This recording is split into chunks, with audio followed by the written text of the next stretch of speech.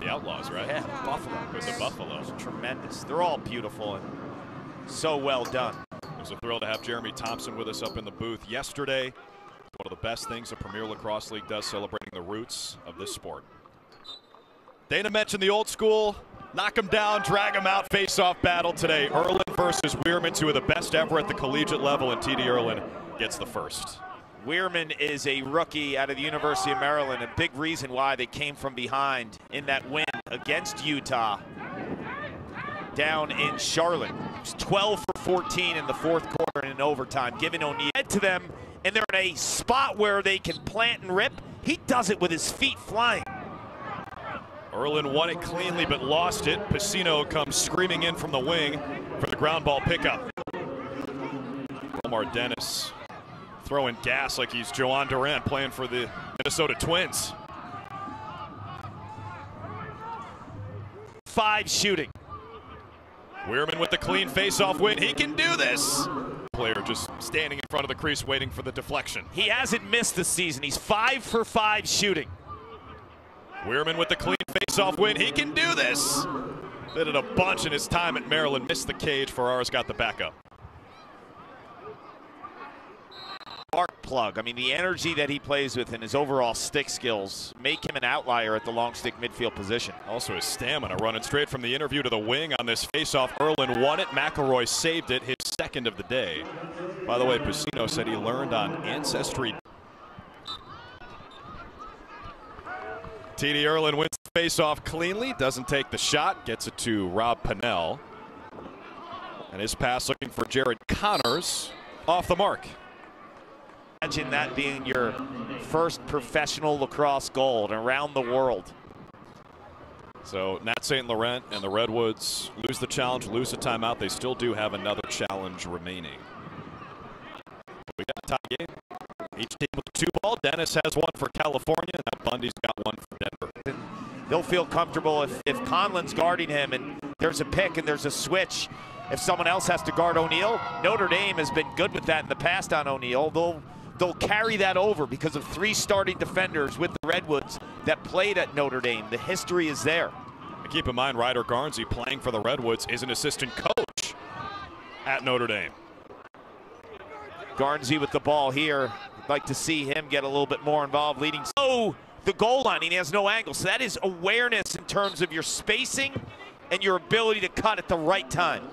Awareness from the rookie. He is 25, though. He's been playing lacrosse for a long time.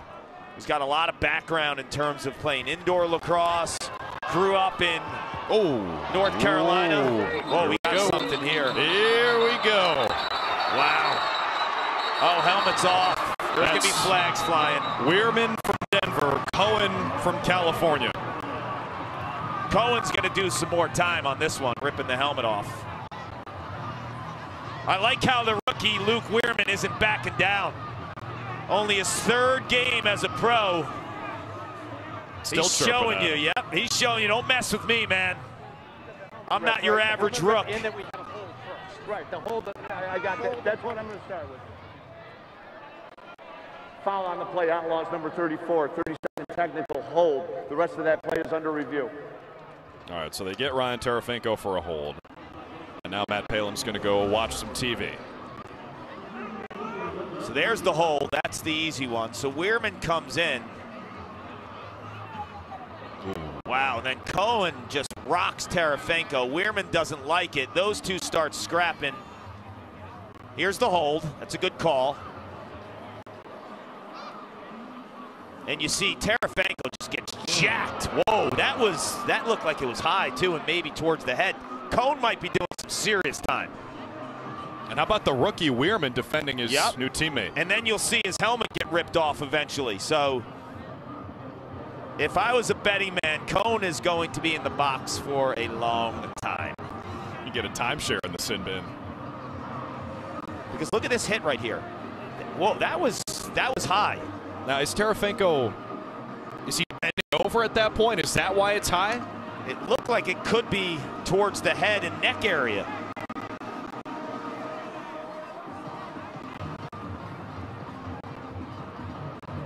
Cone comes flying in here.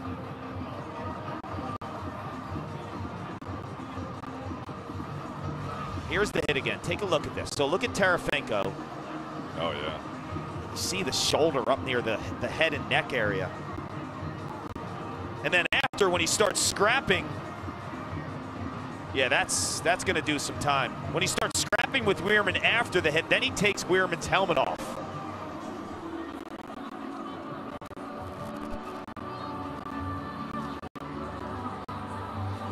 That's the original hold. Here's the hit. Tarafenko is one tough customer as well. We'll hear from Matty Payman-Pelham. Keep in mind, folks, Outlaws starting the third quarter on the power play with Arden Cohen just living in that penalty. Did you think he spent halftime in there? Crucial face-off won by Wierman allows Denver to take the timeout. You like this timeout, right? You were thinking maybe someone should do it last night. Yeah, you know, it's a critical point in terms of if you're going to take that timeout, you have to do it immediately. Yep. Because you have the power play ticking away. He catches, he gets into that swooping motion. 6-0 run for Denver. 5 of their 6 scoring points from rookies. 3 from Bundy, 2 from Zawada. Oh, with the mouth? It's going full J.J. Redick on us. That goal snapped a drought of 24 minutes and 56 seconds. 24-56.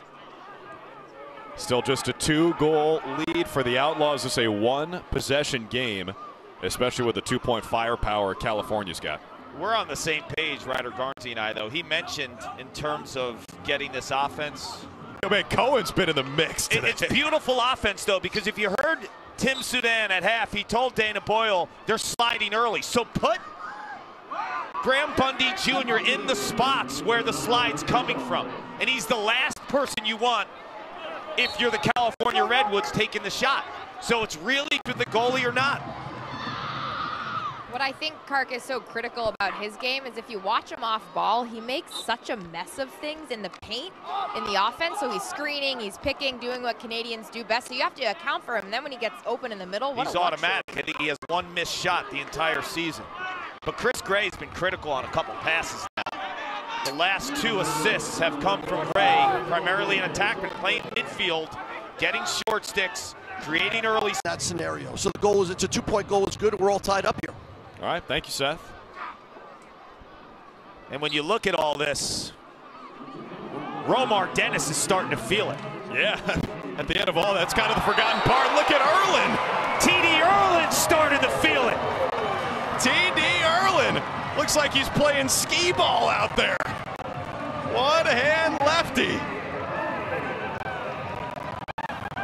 He gives it the old count it. Redwood Nation rise. TD's in the house. Gets pressured. Out of desperation is offhand. T.D. Ierlan is a right-handed player. Can't get that shot off because of the defensive pressure. Just shows you the wrist strength. Those face-off guys have strong wrists. That's 3 points in 7 seconds for the Woods. And for Ierlan, in his first 3 seasons in the PLL, 2 goals combined. This year, 3. Does Wierman have a response? Come on! Dueling face-off guys. You having fun yet? And they're going after Arden Cohen in terms of jawing at him. We know this, like TD is a lacrosse player. Luke Wierman is a lacrosse player. That's what's beautiful about that position right now. In 2024, these guys can make you pay winning at the stripe and slinging it. This is vintage Luke Wierman. I've covered him a bunch at the University of Maryland. When you don't pick him up at the point because you're more concerned sliding off these attackers, he makes it count. And for a goalie and Jack Kelly, it's turn and rake. 4 points in 11 seconds. Over bettors rejoice. I mean, the California Redwoods had 3 points in how many seconds? He was a goal scorer first. He's getting the entire scope of offense and the way to distribute the rock and get teammates involved. I'm also going to give him some credit for how they've defended Brennan O'Neill today. O'Neill has no points, and he mentioned when he was wearing the wire for us that they're defending him. The Redwoods are kind of similar to the way Notre Dame does. And Ryan Terefenko, every team that he's ever played on, he's like that tough guy that doesn't need goals, assists, but when he scores, you feel the energy amongst the rest of the team. Redwoods doubling. Back to his dominant hand is the call there, because that's where the better angle is.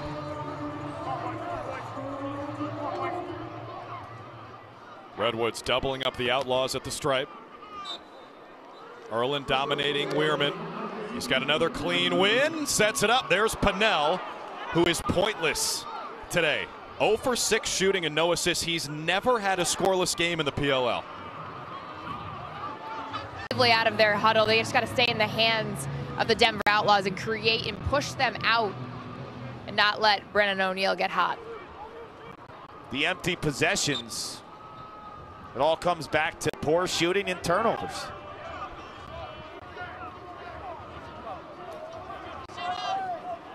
T.D. Ierlan's doing his job. Yes, he is. 70%, 14 for 20. You got Romar out here, but the issue is they are going to press, especially when he's adjacent. When you have some ball carriers like Sam Hanley, who has 4 assists, and then O'Neill there, who can draw a double, just have Bundy Jr. in adjacent spots so he can get his step downs. That's been the biggest bright spot for this Outlaws offense today, is finding Graham Bundy. When you press out adjacent, then you're going to get some inside opportunities. It's like, where do you want to slide from? The strength of this team might be the perimeter shooting, and then you have to figure out, okay, if we're going to press outside and not let the adjacents like Graham Bundy Jr. shoot, we're going to allow maybe some inside opportunities and hedge a little bit.